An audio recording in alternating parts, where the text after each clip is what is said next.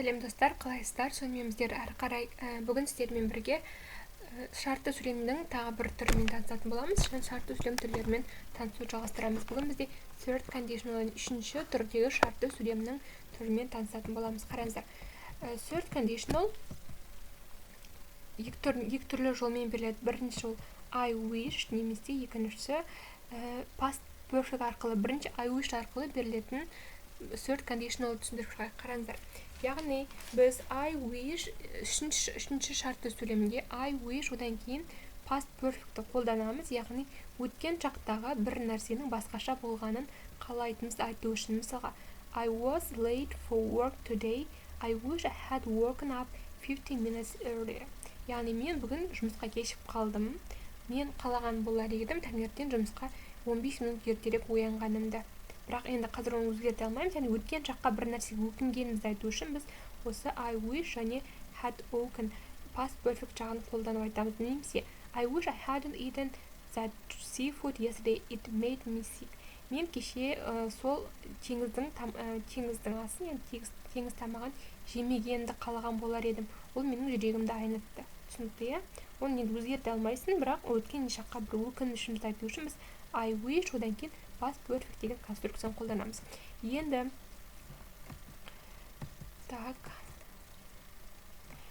қараңыз, third conditional, яғни бір нәрсенің өткен шақта басқаша болған айту үшін біз біріншіден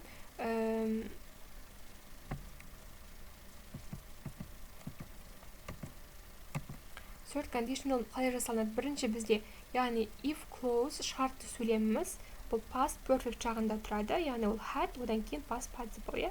Ал негізгі результаты бұл бізде would, could, might және оған present perfect жағын қоямыз. Мысалға қараңыздар. If I had woken up 15 minutes earlier, I would have arrived on time. Кеше мен таңертең 15 минут ерте тұрғанымда, бұл шартты сөйлем, мен жұмысқа уақытында келген болар едім. Немесе if I hadn't eaten that seafood yesterday, I wouldn't have got sick. Егерден кеше мен сол теңіз тамағын жемегенімде, менің жүрегім айнымаған болар еді. Түсінікті, яғни осыны айту үшін біз third conditional қолданамыз. Шартты сөйлеміміз бізде past perfect'те тұрады, ал результатымыз, main clause'ымыз бізде would, could, might және оның қасына біз present perfect жағын қоямыз. Түсінікті, немесе if we had bought our camera, we might have taken a pictures.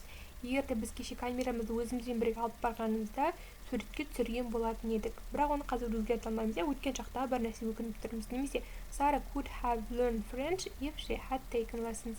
Сара француз тілін білетін болатын еді, егерде ол сол сабақтарға қатысқанда. Бірақ оны қазір өзгерте алмаймыз, яғни өткен шақта бір нәрсеге өкініп тұрмыз. Соны айту үшін біз third conditionalды қолданамыз. Келесі, енді қараңыздар, мысалға Джек өткен жылы бір үйді ала алмады, себебі оның ақшасы болмады. Яғни менің былтыр ақшам болғанда осы үйді алған болатын едім деп айту үшін біз былай айтамыз. If I had a lot of money, I would have bought a big house. Егер мен өткен шақта ақшам болғанда мен үйді алған болатын едім. Түсінікті, немесе кеше Сьюзен Полға хабарласқысы келді, бірақ ол оның телефон номерін білмеді. Сондықтан өткен шақта кеше мен оның телефон номерін білгенде оған хабарласқан болар едім деп айту үшін біз if I had known his number, I would have phoned him деген сөйлемді қолданамыз. Түсінікті, келесі енді екінші шартты сөйлем мен үшінші шартты сөйлемнің айырмашылығына тоқталып өтейік.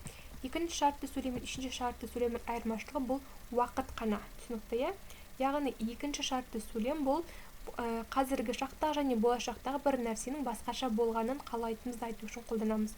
Ал үшінші шартты сөйлемді біз өткен шақтағы бір нәрсенің басқаша болғанын қалайтынымызды айту үшін қолданамыз. Мысалға, if I saw a car accident, I would call an ambulance. Егер де мен машинаның аварияны көрген болсам, мен жедел жәрдем шақырған болатын едім. Бұл біз second condition. Яғни мен қазір ешқандай жол оқиғасын көріп тұрған жоқпын, сондықтан бұл ешкімді шақырмаймын деп айту үшін осы шақтағы. Ал егер if I had seen a car accident, I would have called an ambulance. Яғни мен жол апатын көргенімде кеше мен шақырған болар едім. Яғни бұл бірақ кеше еш нәрсе болған жоқ. түсінікті, иә? Яғни екеуінің мағынасы бір, бірақ біреуі өткен шақтағаны білдіріп тұр, біреуі осы шақтағаны білдіріп тұр. Енді қараңыздар, кішкене тапсырма орындайық. Қазір сөйлемдерді шартты сөйлем түрінде жазып көрейік. Мысалға, I am not rich, so I don't travel a lot. Яғни, егер де мен бай болғанда көбірек саяхаттаған болар едім деп айту үшін біз if I were rich, өткен сияқты айттық, иә, біз жекешелік түрде де көпшілік түрде де when қолдана береміз. Мен бай болғанымда I would travel a lot. Бұл бізде бірінші шартты сөйлем түрі. Екінші, she didn't wake up early, so she missed the train. Ол таңертең ерте тұрмады, сондықтан ол пойызға кешігіп қалды. Соны айту үшін егер де if she had woken up early, she wouldn't have missed the train. Егер ол үшінші бұл шартты сөйлем түріне келеді, яғни ол ерте тұрғанда пойызға кешікпес еді. Бұны айту үшін біз үшінші шартты сөйлемді қолданып тұрмыз. Келесі, I didn't call you because I came back really late. Мен саған хабарласпадым, себебі мен үйге өте кеш келдім.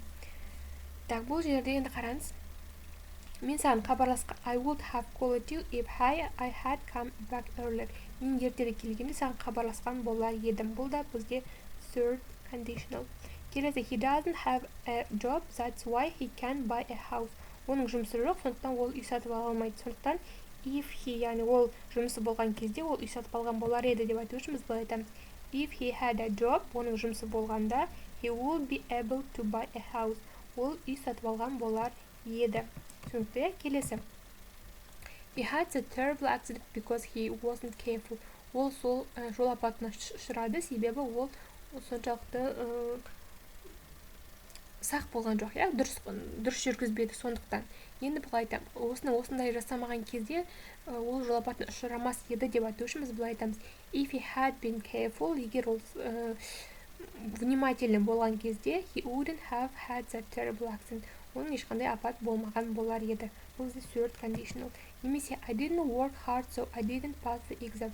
Мен қатты оқымадым, жұмыс жасамадым, сондықтан мен тестті тапсыра алмадым. Яғни бұл жерде өткенге өкінішті айту үшін біз third conditional қолданамыз, иә. If I had worked hard, мен қаттырақ жұмыс жасағанымда, көбірек жұмыс жасағанымда мен тестті тапсырған болар едім.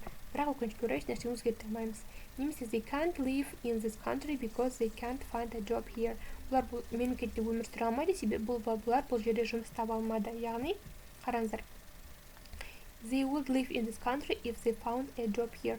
Олар осы мемлекетте тұрар еді, егер де олар жұмыс тапқан кезде. Бұл бізде second conditional.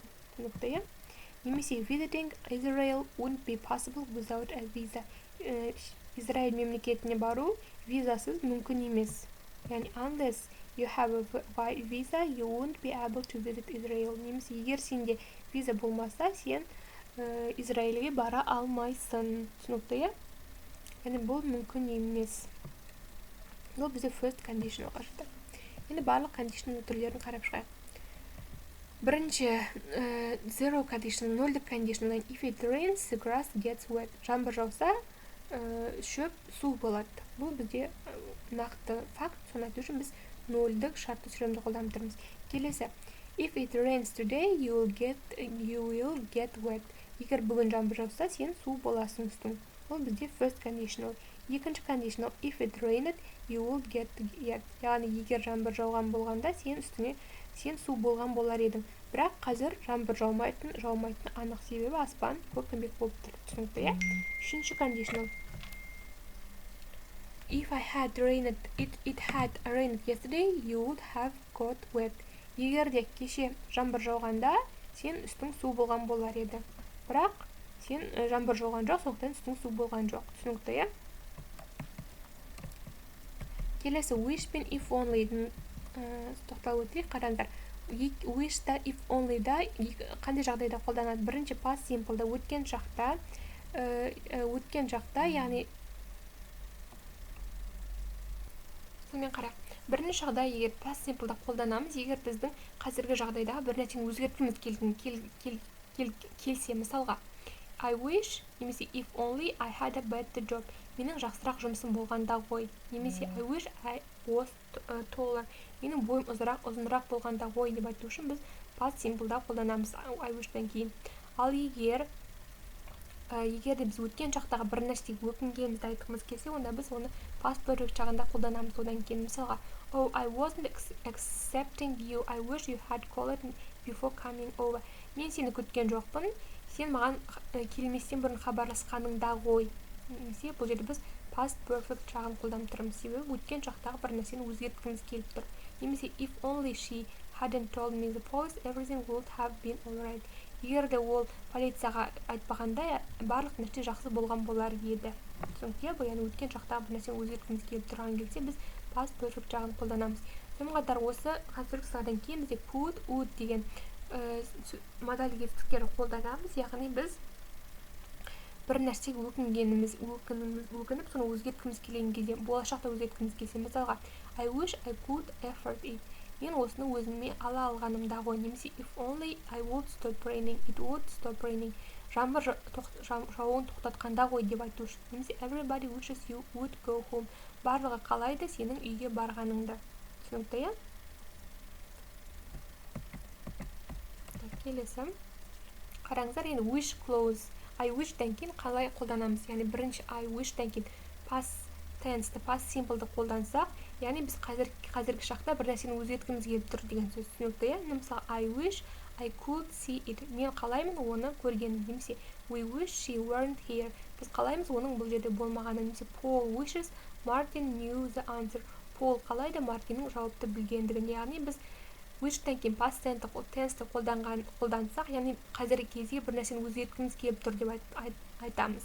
Ал егер wish-тен кейін past perfect-ті қолдансақ, яғни ол өткен шақтағы бір нәрсені өзгерткіміз келгенін айту үшін. Мысалға, I wish I had been there. Мен қалаймын осы жерде болғанымда ғой. Немесе she wishes she hadn't came. Ол қалайды онда келмегенін. Немесе they wish Martin had known the answer. Олар қалайды Мартиннің жауабын білгені. Яғни өткен шақта білсе жақсы болған болар еді деп айту үшін. Немесе wish-тен кейін would немесе might деген секілді модаль етістіктер қолданамыз. Яғни біз қазіргі кездегі жағдайға көңіліміз толмай тұр және оны болашақта өзгерткіміз келіп тұрса. Мысалға, I wish she would go there. Мен қалаймын оның ол жерге барғанын, болашақта барғанын. Немесе he wishes Mia would come. Ол қалайды Мияның келгенін болашақта. Немесе John wishes my friend would learn English. John қалайды оның досының ағылшынша үйренгенін. Яғни бұл болашақтағы бір нәрсені болған қалайтынымызды айту үшін біз wish-тен кейін would немесе might деген секілді модаль етістіктер қолданамыз. Сонымен бүгінгі сабақ осы.